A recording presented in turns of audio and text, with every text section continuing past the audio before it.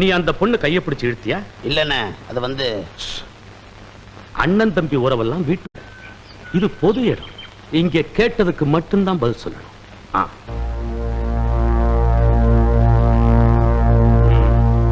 தம்பி துரை தலை குனிஞ்சு நிக்கிறதுனால இவன் அந்த தப்ப செய்தாங்கிறது உறுதியாகு. அதனால இந்த பஞ்சாயத்து அவனுக்கு 100 ரூபாய் அபராதம் விதிக்கும்.